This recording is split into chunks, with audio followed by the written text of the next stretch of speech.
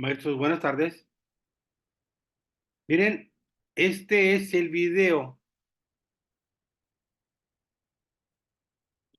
Buenas tardes, este es el video 633 y sí les quiero compartir una información que desde el día, pues miércoles 10 de abril, lo compartió la doctora Laura Frade en, en sus redes.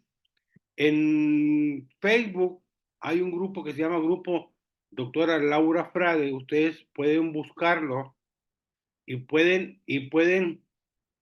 eh, pueden pues encontrar mucha información muy buena. La doctora Laura Frade tiene su canal de YouTube también y pues ha impartido numerosas conferencias sobre incluso pues la nueva escuela mexicana.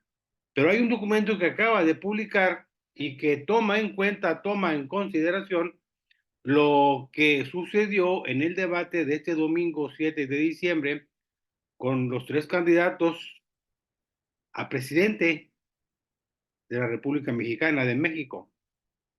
Y digo a presidente porque aunque sean mujeres, dos, tiene que decirse candidata a presidente, no a presidenta. ¿Por qué?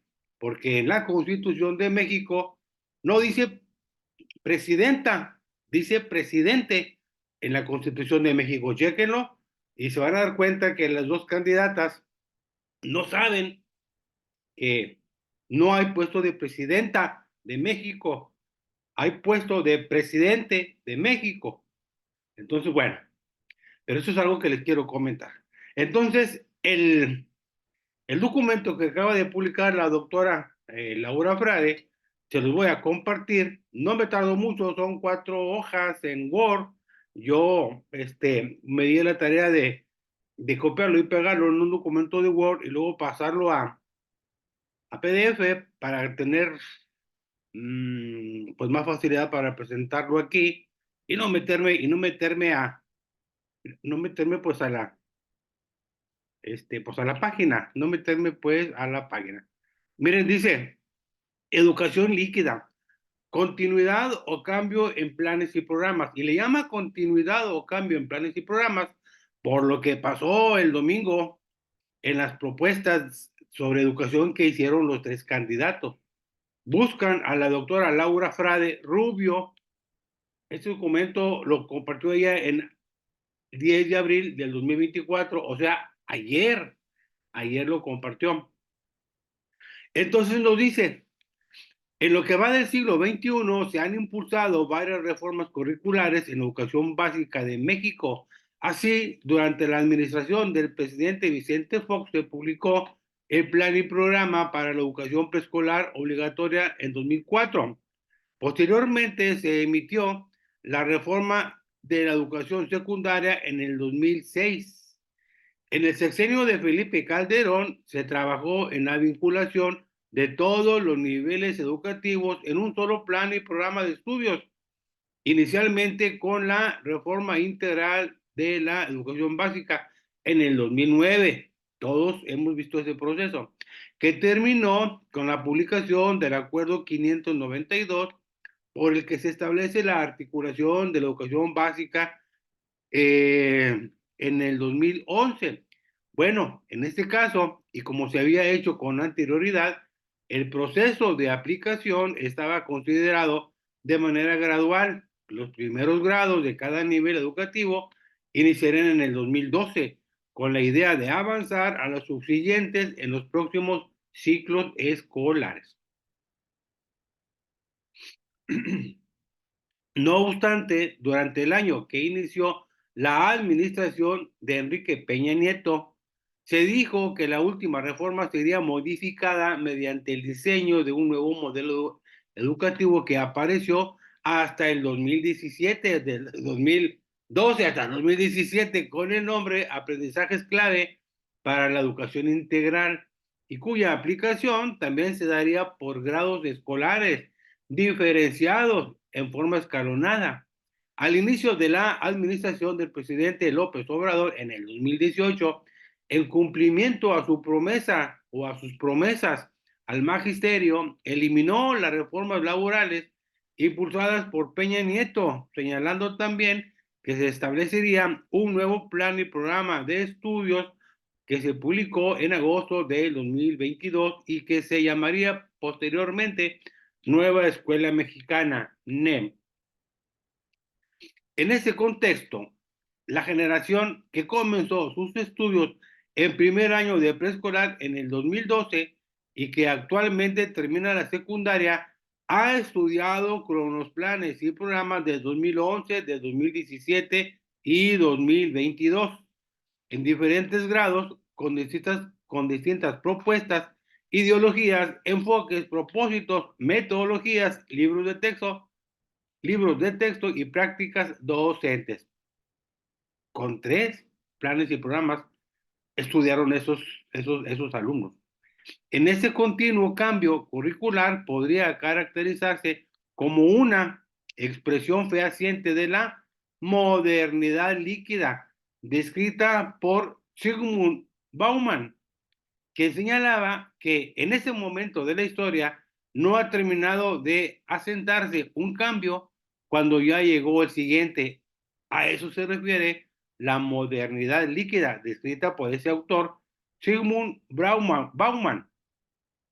Lo repito, señalaba que en ese momento de la historia no ha terminado de asentarse un cambio cuando ya llegó el siguiente. Todo fluye, nada es sólido. En otras palabras, no ha bajado totalmente una reforma educativa con todo lo que implica cuando ya está bajando otra que, además, desconoce todo el trabajo de la anterior, lo tira a la basura y lo desdeña. Existe una obsolescencia programada por sexenio. Así pasó, llegó eh,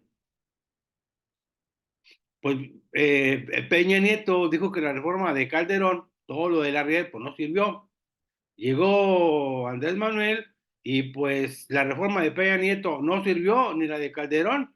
Y bueno, vamos a ver qué va a pasar, pero a eso se refiere la modernidad líquida, cuando en un momento de la historia, bueno, pues no ha terminado de asentarse un cambio, ya ves en educación, en otros campos de desarrollo, cuando ya llegó el siguiente y eso lo hemos visto.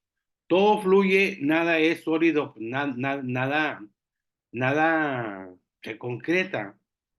Entonces, pues esto pasa cuando cuando una reforma educativa, esto pasa cuando no ha bajado totalmente una reforma educativa, con todo lo que implica, cuando ya está bajando otra que además desconoce todo el trabajo anterior, lo tira a la basura y lo desdeña.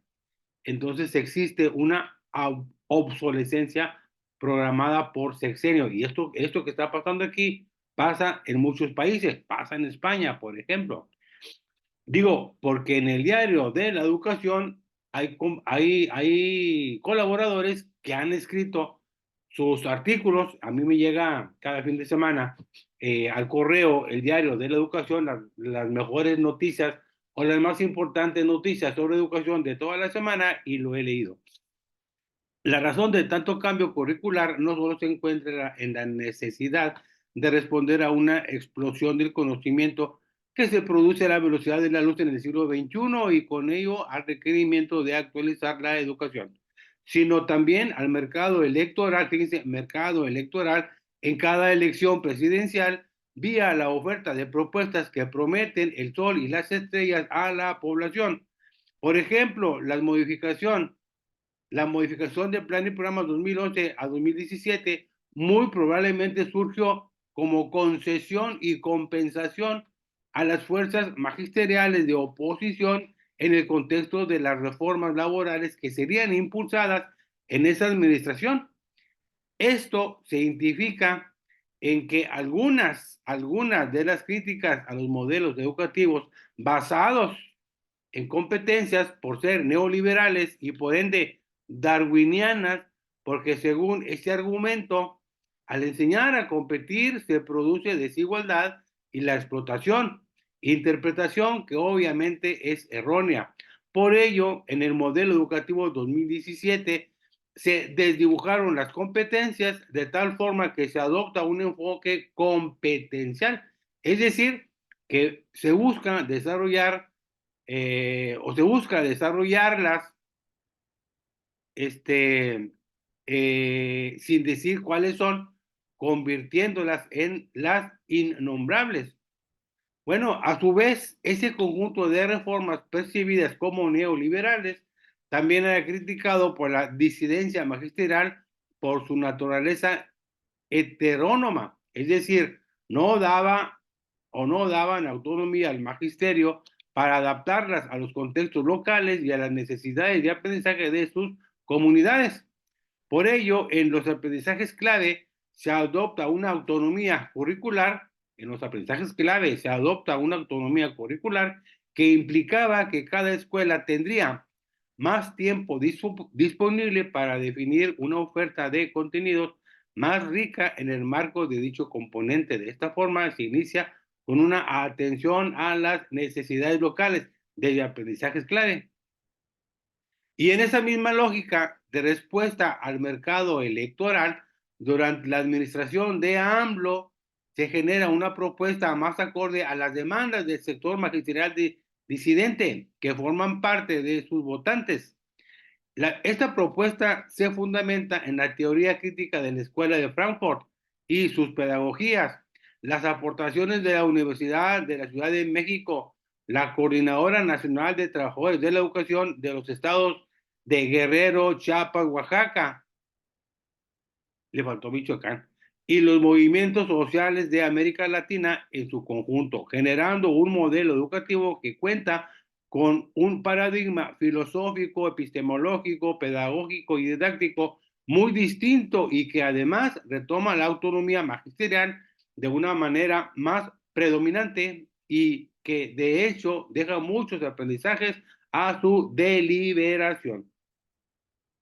De acuerdo con ello, el fin principal de la nueva escuela mexicana, maestros, ya estamos hablando de la nueva escuela mexicana. El fin principal de la nueva escuela mexicana es la transformación de la sociedad mediante un proceso reflexivo de análisis de la realidad que lleve a las y los educandos a ser conscientes, haciendo uso del conocimiento y saberes intuitivos, populares y pertenecientes a los pueblos originarios que se requieren para ello, en un diálogo entre educandos y educadores en igualdad de condiciones de derecho y participación.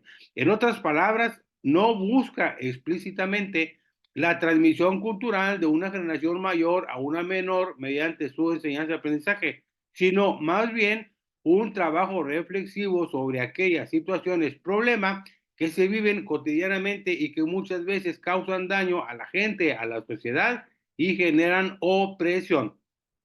De ahí que se requiera un proceso de concientización que permita ubicar otras posibilidades que, al ser diseñadas y aplicadas por la acción de las y los estudiantes desde el aula en sus comunidades, posibiliten su modificación, superación y eventual transformación. Un proyecto de preescolar de la supervisora Alma Gloria González de Sonora, por citar un ejemplo, parte de analizar que en la escuela la niñez mata a las abejas porque les tiene miedo. A partir de observar esto, se problematiza, es decir, se hacen preguntas y se dialoga, se determina gradualmente el conocimiento que permite identificar el papel de las abejas, juegan en el medio ambiente. Bueno, otra vez, se determina gradualmente el conocimiento que permite identificar el papel que las abejas juegan en el medio ambiente. Se arman modelos en 3 dimensiones que identifican al aguijón y su función. De esta manera y con ayuda de materiales como videos, fotografías o lecturas adecuados a la edad y a su comprensión, se llegará poco a poco la conclusión de que al matarlas se contribuye a su extinción y con ello a un daño permanente en la polinización que es la base de la vida vegetal y animal incluida la nuestra. Por esto es necesario transformar esa realidad aprendiendo a convivir con ellas sin dañarlas. Al fin se hace una campaña en pósters con dibujos. Al final se hace una campaña en póster con dibujos y grafías que buscan hacer consciente de esto a toda la escuela y a la comunidad, invitando a hacer un jardín polinizador al sembrar flores diversas. Ese proyecto sobre las abejas, pues es muy importante, pero hay una doctora que también nos decía que para ser más críticos no hay que dejar hasta ahí la problematización. O sea, hay que ver quiénes venden los venenos, los que se rocían en los campos, los que matan las abejas, quiénes los venden, quiénes los distribuyen. Hay que ir más allá en la problematización para ser verdaderamente críticos y transformadores. Hay que problematizar todo lo que se pueda. Dice, podríamos decir que esta es la aportación que hace la nueva escuela mexicana a la educación en México, la de hacer conscientes a las infancias de las situaciones problema que ellos y sus familias desconocen, y al hacerlo les da conciencia de la necesidad de su transformación, porque nadie puede negar que en cualquier clase social existen contextos y eventos que, al no identificarse como conflictivos, traen impactos negativos, perturbaciones, daños a la sociedad y al medio ambiente en su conjunto. Algunos ejemplos son las relaciones de género que provocan la violencia y los feminicidios, así como la contaminación ambiental, el uso indiscriminado de agua en eventos no necesarios, la basura regada por doquier, los embarazos no deseados, entre otros. Maestros, ya llegamos a lo del debate. Sin embargo, la naturaleza y carga ideológica de la nueva escuela mexicana ha tenido como consecuencia la eliminación de aprendizajes fundamentales en el ámbito internacional, con la excusa de que son neoliberales o bien no necesarios. Algunos ejemplos: la reducción del estudio de las matemáticas a fondo, el empobrecimiento de algunos contenidos científicos por considerarlos colonizadores, la disminución de contenidos cívicos relacionados con el conocimiento de las leyes y las instituciones. Fíjense, la disminución de contenidos cívicos relacionados con el conocimiento de las leyes y las instituciones, la baja significativa de los aprendizajes en educación física en un país que ocupa el primer lugar en sobrepeso y obesidad infantil en el mundo, o sea, México. La desvalorización de los contenidos de educación socioemocional cuando los trastornos de esa naturaleza y los suicidios aumentan diariamente, entre otros. Más aún, los libros de texto tienen deficiencias y errores conceptuales y metodológicos que no se han corregido a la fecha. No, y ni se corregirán. La ambivalencia de la nueva escuela mexicana ha generado una gran polarización en su aceptación, tanto en la sociedad en su conjunto como en el sector magisterial, mientras que algunos están a su favor y señalan su innovación, apoyando los reclamos docentes sobre las necesidades de aprendizaje comunitario y local en actividades interesantes a las infancias. Otros están totalmente en contra y claman por su desaparición. Como escuché decir a un maestro, todos los días le pido a Dios que desaparezca esta nueva propuesta. Muchos compañeros han batallado para apropiarse de esta propuesta o de esta nueva escuela mexicana. En ese sentido, la gran pregunta es si la nueva escuela mexicana debería continuar o no el próximo sexenio, mientras que por un lado hace aportaciones significativas, por el otro cuenta con grandes debilidades, y en el contexto de que su aplicación no fue escalonada por grados y niveles, sino total y nacional, otra contribución a la educación líquida de esta generación, o sea, no hubo un pilotaje. En el primer debate presidencial ya está lo que sucedió el domingo 7 de abril en el debate. En el primer debate presidencial, Xochitl Gálvez no señaló si la nueva escuela mexicana continuaría o no. Sí mencionó que promoverá una educación integral de calidad en la que las escuelas de tiempo completo jugarán un papel relevante, así como con las estancias infantiles. También impulsó la participación de los padres, madres y tutores en el diseño y elaboración de los libros de texto. Xochitl Gálvez propuso aumentar las becas otorgadas a los y las estudiantes de educación básica y volverlas universales para la escuela pública y privada. También planteó otorgar más recursos a la capacitación y formación docente, que en ese sexenio prácticamente desaparecieron. Y finalmente mencionó un aumento a los salarios de las maestras y los maestros cuando participen en las escuelas de tiempo completo y la distribución de tabletas con recursos adicionales para pagar los datos que se utilicen. Por su parte, Claudia Sheinbaum mencionó que la nueva escuela mexicana continuará y mejorará tanto la propuesta del modelo pedagógico como los libros de texto. Propuso además múltiples tipos de becas en todos los niveles educativos para la escuela pública, atendiendo en programas específicos a la educación inicial. Sin embargo, dado que en otros espacios ha hecho mucho énfasis en la vinculación de la ciencia en ámbitos prioritarios y que existe un fuerte descontento en un sector de sus bases electorales magisteriales con respecto a la nueva escuela mexicana, debería ser congruente y ajustarla.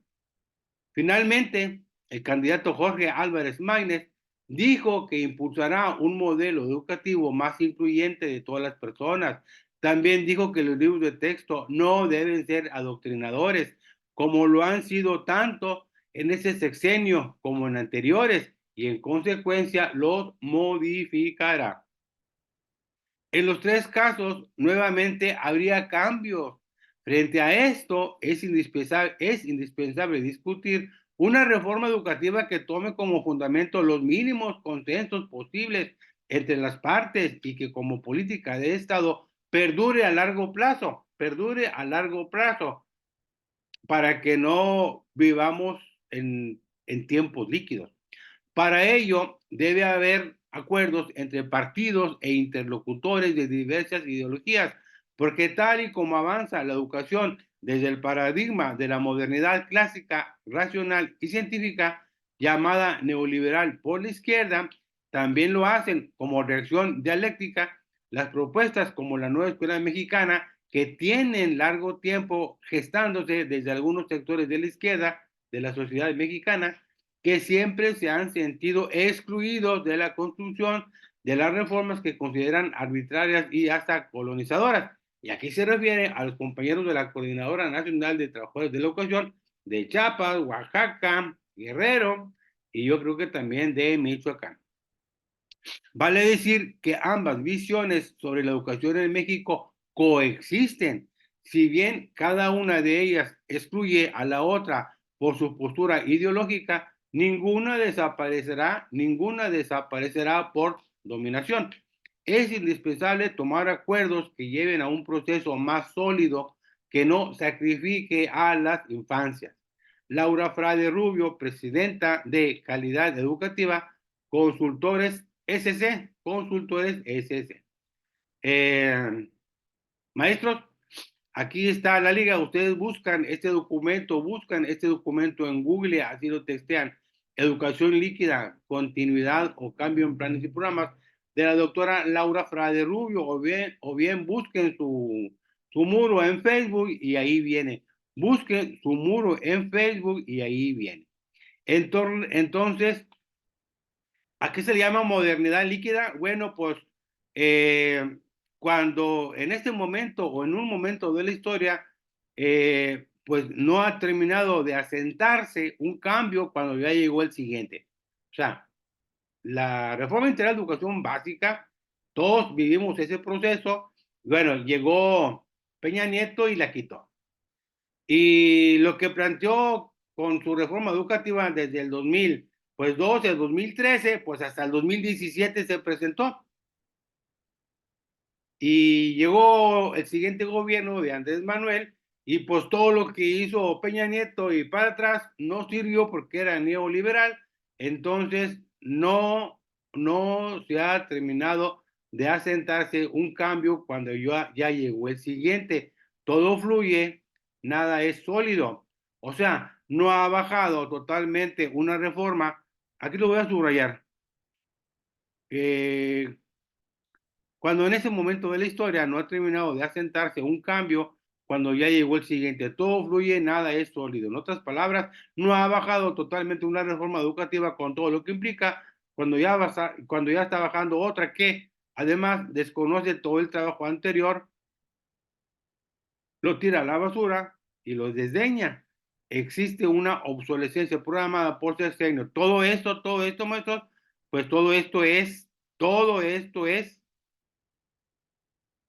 parte de lo que es la modernidad líquida, descrita por Sigmund Bauman. Pero este texto lo buscan ustedes como educación líquida, continuidad o cambio en planes y programas, continuidad o cambio en planes y programas. Y este texto lo comparte la doctora Laura Frade para todos los agentes que intervenimos, para todos los agentes que intervenimos en la educación. Maestros, es todo. Este es el video 633 y nos vemos en el siguiente video.